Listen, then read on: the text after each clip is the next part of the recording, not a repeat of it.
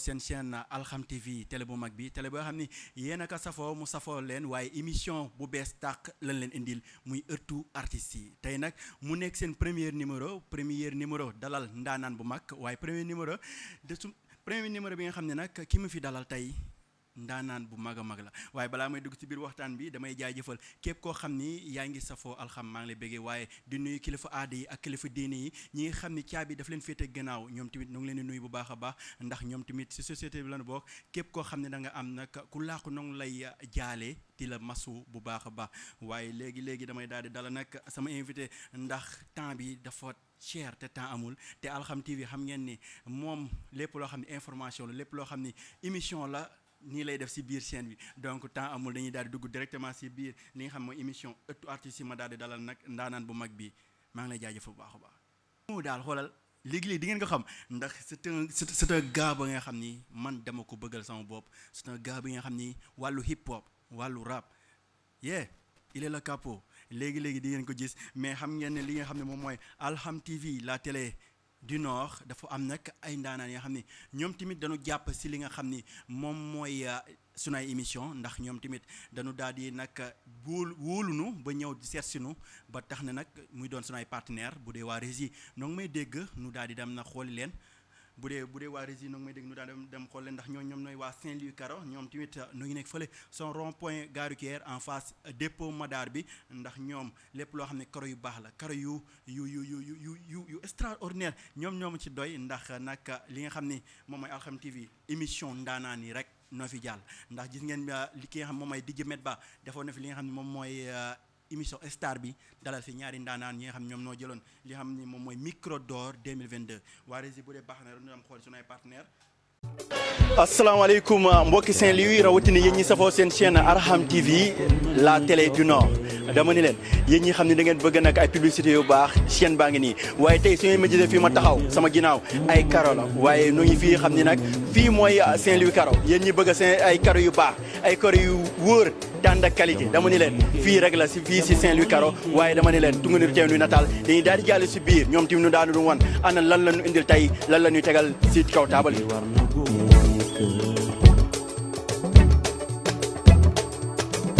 liggéey war na góor war na kuy jigéen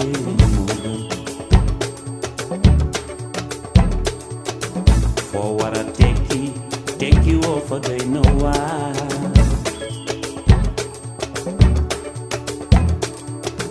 nekk ci palaas war a liggéey te liggéeyoo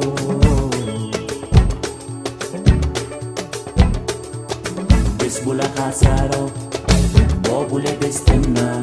te beneen di ñëw ma ni xamuloo lu mu àndal ma ni tàkku liggéey dafa jot liggéey leen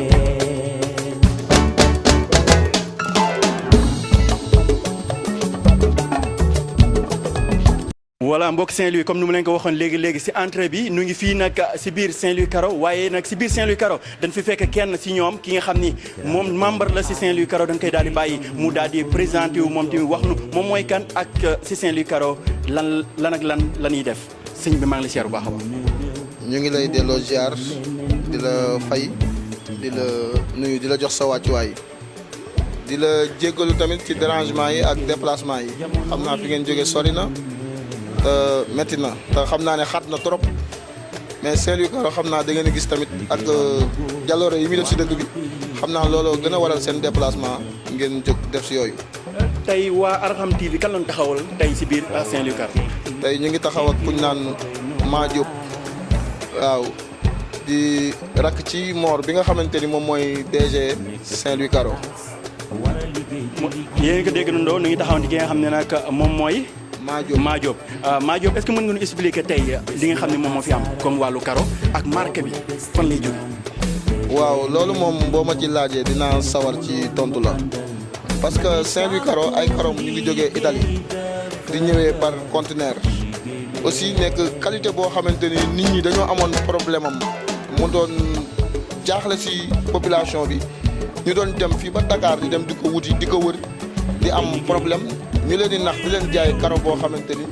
ay Siin lay jógee ak ay Inde naa leen italien la léegi nag bi DG bi découvrir loolu ñu waxtaan si man ak moom léegi si la dugg Italie daal di dem gëstu ko ba gis qualité bi nga xamante ni moo gën a baax si karo yi mu jël ko indi ko fii Saint-Louis nag léegi nag bi mu ko indee si la ko indi fii ci rond point bi côté gare routière jàkkaarloog borom kenkaayeri bu mag bi nga xam ne ndar gépp xam nañ ko ñu koy wax Abdourahmane Sow. ma gis tamit si biir place bi ma gis ay produits yi da ngeen koy jaay wala produit yi da ngeen koy maye loolu tamit bëggoon naa nga leeral ko seen ay clients pour ñoom tamit ñu mën a xam. waaw produit yooyu noonu gannaaw bi moom ndeysaan liggéey comme ñoom ni ñuy liggéey ci tubaab yi tout le temps moom noonu lay bëgg di jëflante biir Sénégal sénégalais yi noonu la bëgg di leen tàmmal moo tax da ngay dem jëndee lu cher moom tamit def ay commande mais bu ko indee fii nii clients yi la koy may. kon produit dañ koy maye dañ koy maye taamuwuñ si client bu jënd wala bu jëndul même boo dugg see si place bi dañ koy may clients yi di ko may caroleur yi di leen ko may daal comme cadeau. dégg ngeen ko bu baax a baax li mu wax nee nañ si biir Saint-Louis Caro dañu am ay produits yoo xam ni ñoom képp ku jënd caro dañ la koy daal di may yow tamit nga daal di raxas li nga xam ni mooy sa caro bu mu set waaye ma gisaat leneen li nga xam ni tamit ñii di caroleur yi dañ koy soxla muy wàllu machine bi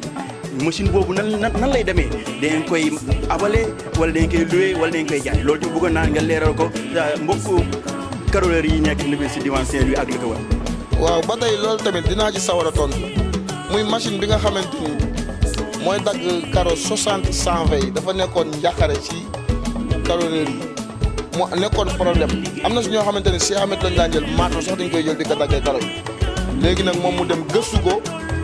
def ko commande ba tubaab yi créé wal ko indil ko muy machine boo xam ne bu mucc ayib la dafa am laser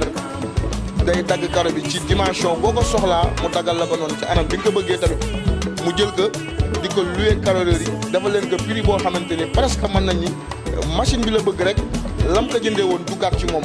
mais presque da leen koy abal boo xoolee parce que machine bu ñu jëlee Italie ba fii di ko loué journée 5000 francs xam nga ni kooku may la.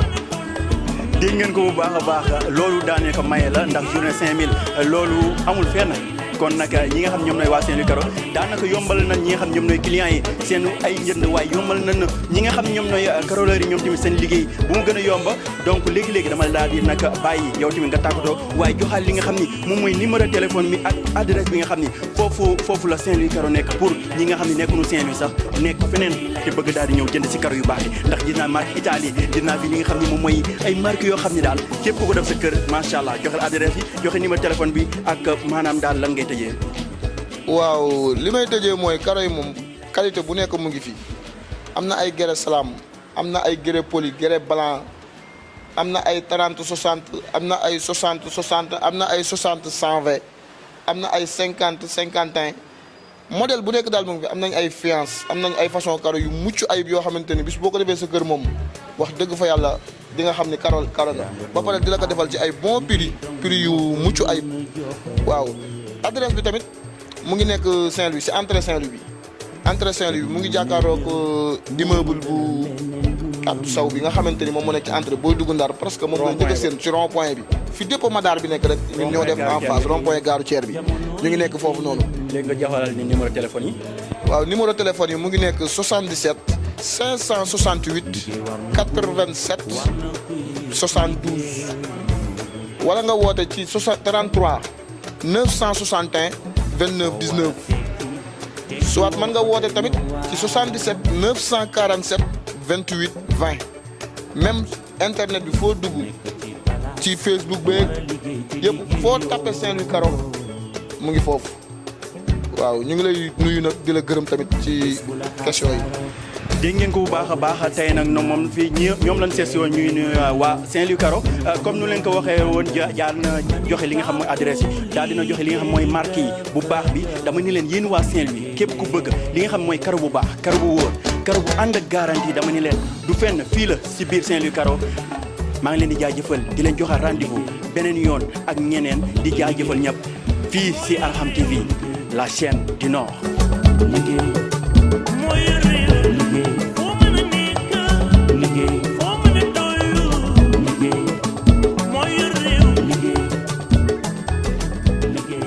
Big Mo da nga defoon da nga toog ba jësaat la non Big Mo ñëw nii nii. non xam nga Big Mo bi man gënee nekk booy sama gars yi Big Mo lañ ma daan woowee aussi pourquoi pas Big c'est grand non. waaw Big Big Mo. ok tey boo ko déggee sa xel war na dem fu sori. si Big Mo boobu noonu. depuis 2020 nga dugg si li nga xam moom mooy wàllu hip hop ba léegi yi nekk en direct si Alham TV la télé du Nord di leen xamal ne leen booy mi neen depuis 2020 la dugg si li nga xam ne moom mooy rap si li nga xam moom mooy game mais pourquoi depuis boobu léegi gisaguñu Big Mo am clip Big Mo yéegal level si côté boobu parce que gars yi nee na ñëpp na nga koy xaar Big Mo lan la problème moyen la wala problème mu lan la en fait lan mooy problème boobu Big Mo amoogul li nga xam mooy clip. waaw mun naa ne xam nga ñun manqué wuñ dara parce que ñu ngi sant yàlla quoi. mais clip doole moo koy def de. non ñun manqué wuñ tous. ñun boo ñu xoolee nga xam dañoo pare. maag sama staff maa ngi leen di nuyu au passage One Esprit. ok xam nga di nuyu waale Grand News quoi yaa ma gën xam ak sama waa saay ñoom ñëpp mais ñun ñaaxuñu tous. clip bi la moo ko téye donc. c'est parce que dafa am lu nekk dafa am temps. waaw mais Big Mo gis nañ fi gars yoo xam ni 2021 la dugg si rap génne clip mu cartonné gars yi génne joxe ay bagages yu mais Big Mo gars yi ne yow yaa ni gars yi dàqunu la rap. non gars yi mais clip ñoom rap sax. c'est-à-dire clip dafa bokk si luy lancer artiste. noonu la demee lan ngay xaar wax nu dama bëgg xam lan ngay xaar Big Mo. non léegi mu jot. yaa ngi si job léegi mu jot maa ngi siy job ñu ngi siy job maa ngi sama gars yi. ok waaw ñu ngi si boobu quoi. seen émission bi nii lay demee dañuy daal di waxtaan ak ki nga xam ne moom mooy artiste bi waaye bu dee waa Rési ñoom nag may déglu am na dara la nga xam ne demoon nañ ko wuti ji si biti ndax si artiste bi lan demoon xoole ji ñi nga xam ñoom ne ay proche am pour yéen ñi nga xam ne ay artistes ngeen mën ngeen ñu xaar parce que ak foo leen mënti nekk rek dañuy daal di ñëw def interview ak ñi nga xam ñoom nooy seen ay proche def interview ak ñi nga xam ne ñoom ngeen jege après li nga xam moom mooy seen liggéey waa Rési bu dee dégg ngeen moo rek bu dee li nga xam mooy interview bi pare na ñun mën nañ ko dem seeti ji wala bu fekkee paregul tamit ma daal di continuer bu si kanam ok kon léegi-léegi nu daal di dem xooli que léegi la te dee si waat seen émission waaw loolu de xanaa sant bu baax ndax lan Mamadou dafay sama taaw ma kontaan ci moom lool na wax dëgg yàlla xëy na nag xale yi tey neexuñoo dimbale mais moom macha allah des fois mu dégg des fois mu xaw a am kii kon tey su nekkee ci affaire wu rab bi bu doon bu njëkk bëgguma ko woon xëy na bëgguma ko woon ndax lan dafa nekk li nga xamante ne am na lu ma bëggoon mu taxaw ci ndax mooy sama taaw muy électricien bi mu waxee ne jàngatul loolu laa bëggoon mais comme xale yi tey des fois dañuy am seen i bëgg-bëgg il faut nga ànd ceeg ñoom tam di teetenteeg ñoom ba nga am li nga bëgg. bu may def si moom mooy am na yërmande ci man donte nag xaleel la nag. mais am na yërmande ci man boo amee dërëm dina ko bokk ak man mais dama bëgg mu gën a taxaw ci loolu nda des fois ma koy kaas ne ko léeg-léeg ni nga dem rab soo ñëwee même bu dee téeméer nga fa am soo ñëwee jox ma téeméer bi téye sa téeméer loolu bëgg naa mu gën cee taxaw parce que daana def journée mii di dem bu demee journée lii bu ñëwee dina am li may sànni kon rab bi tamit comme mi ngi dem ñu koy invité feneen su ñëwee tamit bu ñëwee na ma di sànni dara loolu bëgg naa mu gën ci taxaw itam. man tantam laa Jeena bu Jàll laa tudd yaam di sama rakk ñu bokk kër gi nekk benn macha allah Mamadou nag xale bu baax la xale bu yaru la wax dëggal jox nañu cër respecté nañu di ko ñaanal rek li mu nekk nii yàlla na si yàlla def jàmm rek ndax xale moom bu bëggee dara rek bàyyi ko si bëgg nañ ko torop ndax wax dëgg yàlla moo xew si jamono xale yi moom rek lañu bëgg xale nag lu mu bëgg dangay ànd ak moom si loolu rek góorgóorlu rek topp boo bëggee dara dangay góorgóorlu rek te xale bu bëggee dara rek góorgóorlu. Big Mo man su may wax si moom daal gars yi ainsi mi fii laay fanaan quoi parce que déjà affaire bi jiitoon li mi balaa mu doon def musique quoi mooy loolu tey musique bi def na ko ñun mënuñu lu dul xam nga te ko tànk jàpp si affaire yooyu noonu mooy loolu te instant rëcciwul liñ ci nekk tamit. te am nañu ay projet yu bëri di viser lu bëri loo xamante ni foog ñu atteindre suñu objectif quoi yaakaar naa moo ñu fi tax a toog mooy gëm na li muy def tey gii nii boo tëyoon fee 4 heures du matin foog dalay ubbi du nelaw kon kooku déjà kooku mën nañ ko teg tànk mën nañ am yaakaar ci moom. fierté dëkk bi la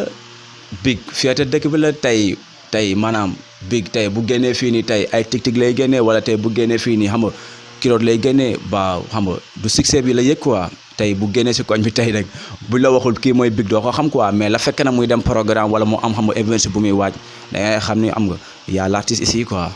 yee noonu la demee.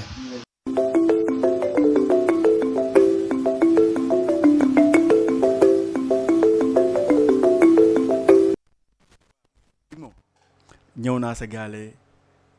intro maire bi sa tànd say xarit lan nga yëg sooy seetaan vidéo bi. non li ma yëg moom bëri na trop te tamit neex na quoi que nga nekk ndaw am loo gëm sa mère xam nga jiital la nekk sa gannaaw di la jàppale quoi say tante sa waa sayet ñëpp say xarit say grand ñëpp pour man loolu dafa fort quoi si man ba tax na tey loolu noonu su ma leen xalaatee rek day tax ma gën a yokk job. mais sa yaay am na lu mu wax nag Big Mo hors rap bi dafa am leneen looy def kon. li may def bëri na. mais non sa yaay dafa souligner si li nga xam moom mooy électricien. parce que moom la bëgg te man aussi bëgg naa ko quoi. yaa ngi koy def. maa ngi koy def. nee na daal nga def sooy dem liggéey yi soo ñëwee am dara loo ko sànni mais si rap bi Big Mo neen maire bi neen gisagul maire bi voilà. non c'est que xam nga loo gis dafa am temps rek parce que nii ñu ngi am dara si game bi mais xam nga parce que ñi ngay àndal quoi avant tout mooy loolu. Big Mo nu gis say morom yi bëree jour day ñëw nu nekk rappeur jour ñëw nu nekk artiste un bon jour nu dem Dakar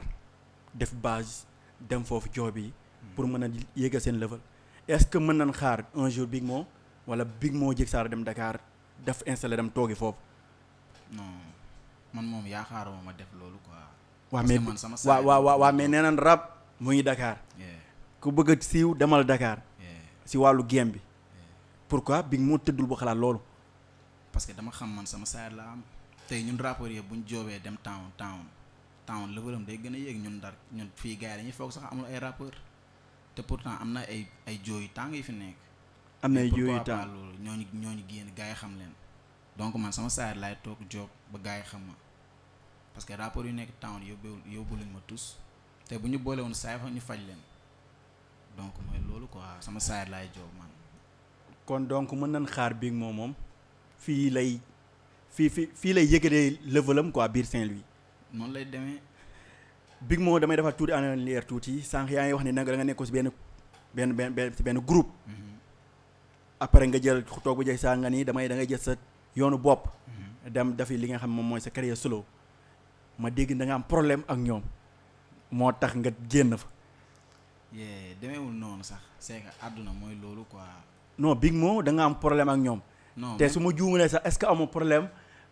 ak beneen rapport bi muy wax général aussi. non du ay jàpp. non jàpp la. du jàpp parce que Zene xam nga Zene sama frère la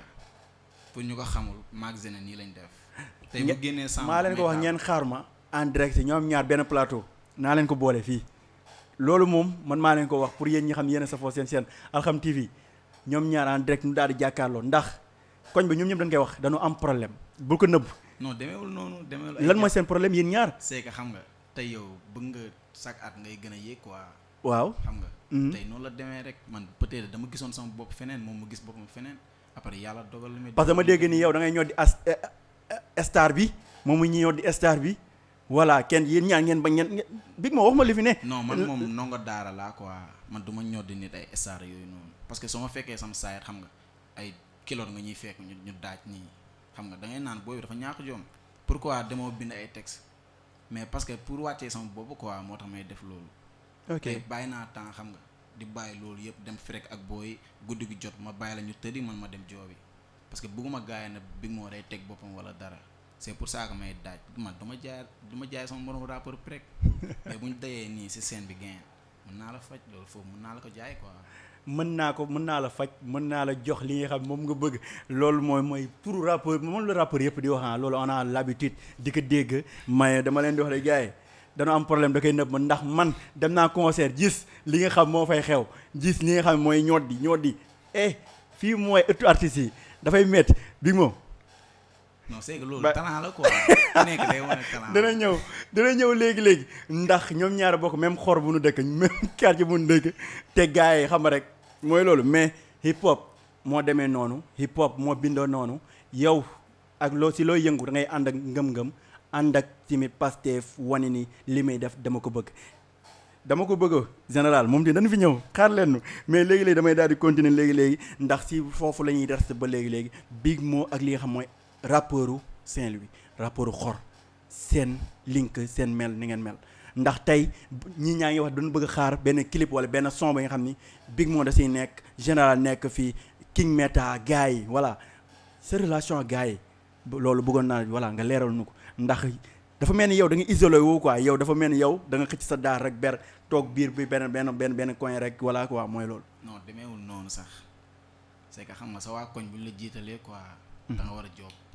tey sa waa koñ mënuñ la jiital ngay def affaire da ñàkk fu la xam nga di def affaire yi nga xam si ñoom bëgguñu loolu donc loolu la rek te man gars yi maa ngi ñoom nice King Meta sama gaale sax lay répété parfois. général tamit noonu bu waree génnee sound daf may kóol maa ngi ñoom ñëpp nice ay lum saa xam nga yeneen gars yi aw ma ak bilema kenn peut-être affaire de gembe nag loolu ñoom la quoi man ku ma clash pour succès wala dara après loolu yow la man su ma tëddee xam nga su ma tëddee war a job man su ma xalaatee naa xam ne kii du ma moromam man instant yi leneen war na ma. musoo tontu clash. non clash lu ma ko tontu. wala yow musoo pig kenn quoi yow. non pig moom xam nga pig la. pig ku non yow sax boo bëggee nga gis sa bopp yow la mais pig moom noonu la demee. ndax tey soo taxaw naan nit ki pere nga may jaay yee fiis gars yi xam nga di kii gars yi mooy loolu yow tey général ngeen bokk même kii mais nga wax dara loo xam ne général da si gis boppam loolu dafa bépp da ngay pig. non loolu moom la parce que xam nga tey buñ toogee ni ma ne la magee da nga tilim loolu boo si gisee sa bopp yow la neex. te nga wax magee da nga tilim parce que yaa ngi solu kilin xam nga donc loolu war la metti quoi noonu la demee yeneen rappeurs yi tamit mooy loolu bu dee dafa am ku ma si clash xamal ni game la pig yi moom gain ku bëgg na si na jël. sa diggante ak Papito. Papito sama grand la sama joo la ma koy nuyu au passage sama grand bu cool la bu nice xam nga daf may conseiller yaa ma gën a xam. ndax fii ndar suñu waxee rapport bu mag Papito daf si bokk. est-ce que yaa ngi côtoyé Papito pour mu am yenn affaire si moom wala ak studio du genre mooy loolu. non maa Papito moom nice xam nga daf may jox ay conseils et tout mais pour wàllum da job ku nekk na job parce que Papito tey dafa job ba am lu mu am. mais xalaat nga un jour nga bokk ak moom clip wala bokk ak moom sound. nice loolu lu nice la te respect la sax ma jox ko. labalam ngay kii si studio ngay. fa laay joobee. Papito xam ne booy bi waa Alxam production dañ koy récupérer Alxam production da koy récupérer ndax yow kat bëggoo fi lu baax Papito dañ koy nuyoo passage moom tamit mu nekk un grand rappeur dañuy wax parce que fii Saint-Louis bokk na si rappeurs yi nga xam ne gars yi dañ koy bàyyi xel bu baax a baax tey li nga xam moom mooy hip hop Galsen sa gis-gis si hip hop Galsen. waaw sama gis-gis si hip hop mooy hip hop xam nga lu cool la te xam nga luy jëmale réew li kanam la xam nga parce que tey président bu toogee di def. mais léegi yéen à chaque fois ngeen ni hip hop day jëmale réew mi kanam affaire mais léegi gars yi amour rek amour rek la gars yi di rap. ay thématique yi amatul léegi. non gars yi ñu ngi def lu ñu daan def ba tey. yow yaa ngi rabu thématique par exemple nii nga xam ni nii si xor dafa am problème voilà si lépp quoi moom. non loolu mu ngi ñëw mais man maa ngi def ay thèmes woy naa sama jaajaa woy sama yaay parce que loolu laa sentir quoi tey du ma ne balaa maa dugg thème foog ma dugg sama yaay foog ma rëdd ko si taxi bi xam nga maa ngi def ay thèmes te thème boobu noonu booy bëri jël nañ si exemple booy bëri ñu daan def bu dee dañ daan tux ñi bàyyi nañ ak ñu bëri ñi daan jaay seen bopp xam nga. instant yi mooy loolu bu ñu ko déggee dina leen yedd ak lu bëri. en parlant si li nga xam moom mooy rap en parlant si li nga xam moom mooy voilà est-ce que mën nga ma may fii dara toog fii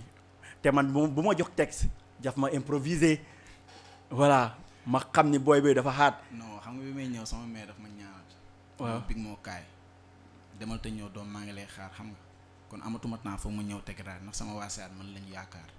man dafay indi que dama see taay yoon bi sori na mais du ma mës a bàyyi du ma koy tiit maa ngi seen sama gaay fu ma tegoo si big ñu ne yaay seen bàyyi noonu la demee rab bi tegul tànk bi tegul tànk ma fi tegoon tànk digg tegaat tànk booy bu leen lànk ndax damaa tàng booy nànk noonu nànk booy gisaguma ku ma dàkk lu may def defal nànk rek ma jommal leen samay kalaama ko ci xajul seen xel di ji alma maag bi ma war leen del personne bouche allumée à l'air tey dina tar ne ca laa tey nder fii dara du fi ne xaar leen seen dee samay pën si xajul si sa laayenu peer ma ngeek ay rum yu bees te sangi neen jiite leen bu leen siisu sandi xëy jaru mer ku tey gém bi foog nga réew demal toog waxu xamoo tus waxu fi xeet gain wop mais c'est du lourd ce gars là il est fort. te nii damay nuyoo nii rek. da ngay nuyoo. moo tax dafa am dara loo may joxaat. voice bi bàyyigul. dafa am dara loo may joxaat. lu bëri sax lu bëri. improviser ma xool parce que gars improviser la ñu wax. loo bëgg. big bi mu ngi nii. big waaw. képp microphone waa ji mu ngi ma jox benn bic man sama ne boo may xoolee maa di bic moo man duma tiit xam nga ñun ñoo ngi gàll nuus ñun duñu tiit fu ñu toog dañuy génne it yee ak lan nga bëggaat ma jox la fooy bi fooy par ñaata baar nga ko bëggee 4 3 noo ko sentiree non rek may wax ñaata baar non léegi jox ma 4 waaw parce que mën naa la ñëw jox 2 baar non jox ma 4 ne la bic waaw léegi ñaata fooy bi jox ma 2 moo gën a yomb 2 baar waaw 2 baar day tuuti baar waaw jox ma 4 boog képp microphone waa ji mi ngi ma jox benn fooy yow da nga may xool ma lay dóor ngay dugg sama bët fii amul dëy ñun ñoo ngi si jàmm xool ñu waaw ñun dañuy job fu ñu tuddee ñu ne yéen a mën ceek ak lan voilà gars yi di leen xamal ba léegi yéen nekk seen biir émission ëttu artistes yi doon émission boo xam ne émission bu bees la Alxam TV indil leen ko yéen artistes yi ak foo leen mënti nekk dañ leen fay daal di fekk daal di def interview ak seen famille waaye di leen xamal ba léegi maa ngi fi dalal sama ndaanaan bi di Big Mo nu daal di continuer ba léegi nag si biir ndax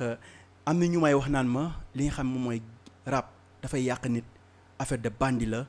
affaire de xam nga mooy loolu quoi parce que tey nee na ñu bëri dañuy yaru dugg si wàllu rap mais dañuy changer doon bandi doon li nga xam ni voilà moo yi naay su pour nu génne ko tey yow lan ngay wax si loolu. waaw mun naa ne loolu amul quoi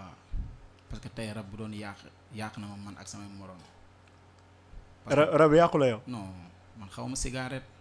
waaw mais cigarette loolu pourquoi gars yi indi ni du ma toox. voilà parce que bu ñu nee rap day yàq foofu la xel yëpp di dem quoi tux. jël yoon bu bon def leneen ak leneen xam nga man yooyu yëpp xaw ma ko sama gars yi ñu ngi ñuy daaj parce que man xeetu cigarette sax daf may déranger man ak yeneen. mais yow ba nga dugg si game bi ba léegi amul maanaam si loo nekkoon loo xam ni rap bi dala si génnee si yoon bu baax. waaw mun naa ne changé na sama comportement. parce que solin yi bokkutul. non waaw noonu la demee parce que xam nga. est-ce que nekkul gars yi si lii la ñuy aviser en fait si maanaam seen takkee nii seen kii naan booy voilà mooy loolu. parce que sama fekkee sama saay doo ma gis ma takk ay jaaro ay chaînes yi yëpp doo ma gis ma sol ko keroog ñëw nga sama saay n'est-ce pas. waaw mayoo nga ma fekk ma sol sama koñ ak man su may toog la nit sax duma la conseiller yenn yi mais artiste bu nekk am na lugam quoi.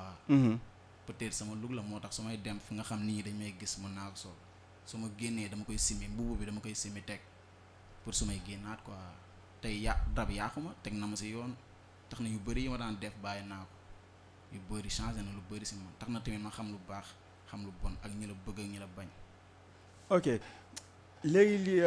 est-ce que mën nga ma wax say projet nag li nga xam ne moom moo nekk voilà moom la Big Mo di wàcc Big Mo projet mi te gars yi ngi laaj concert yi nee nañ voilà décembre yaa ngi ñëw voilà Big Mo bagage yi fan la toll. projet yi yëpp projet yi ngi si gannaaw mi ngi ñëw. d'ailleurs nii rek samedi bi Grand News organisé na benn concert plein air xam nga pour ñu ngi si vacances quoi. pour gars yi yëpp ñëw xam nga ñu tasaare zonze. le grand promoteur quoi. le grand promoteur noonu la demee promoteur bu mag bi képp kuy rappeur xam nga képp kuy rappeur foo mënti nekk si ndar gars yi ñu ngi lay. kan la ko tegal yow la ko tegal wala da ko teg noonu mayee ko rek wala. da ko teg pour rappeur xor yëpp.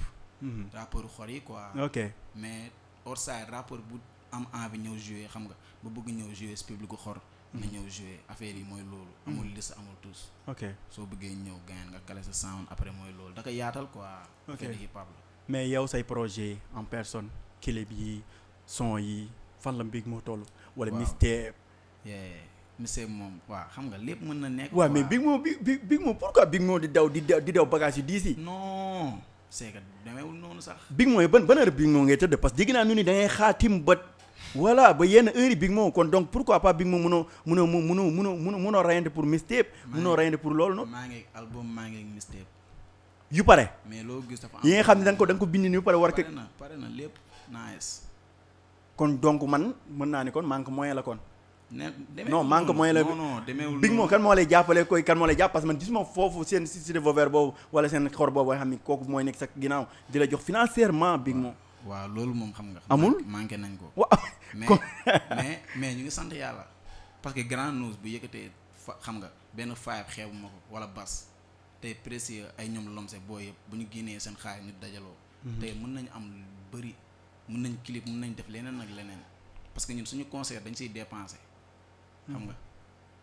donc ñun affaire yooyu du suñ cëz ay affaire de ay clip yooyu noonu du Thiès quoi. kon donc mën nañ ay mixtape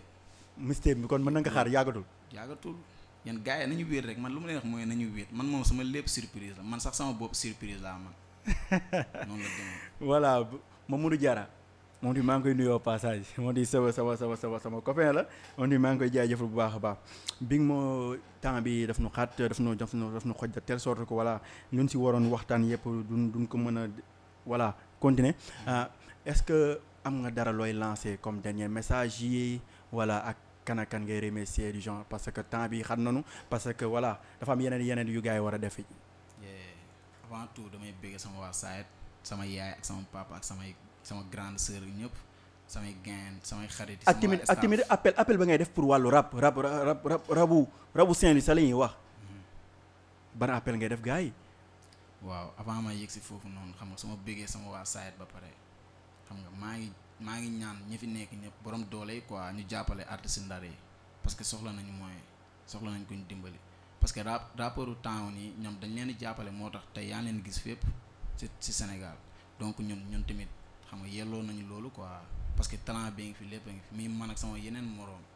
donc gars yi nañ jàpp si job bi aussi. parce que fii damay gis des fois gars yi dañ di ay rappeurs yu mag yu war a jóge Dakar mais les premières parties pour nga gis si rappeur Saint-Louis sax pour intégrer loolu dafay doon problème. loolu lu ñu metti la ñun ñëpp parce que fii da ngay gis rappeur biy jógee town ñëw war fi jouer da ngay bëgg sax yow jouer mais da lay të quoi. lan mooy problème bi da ngeen yeggul niveau boobu wala gars yi dañ leen xeeb wala. du niveau parce que gars yi dañuy xeeb seen doom.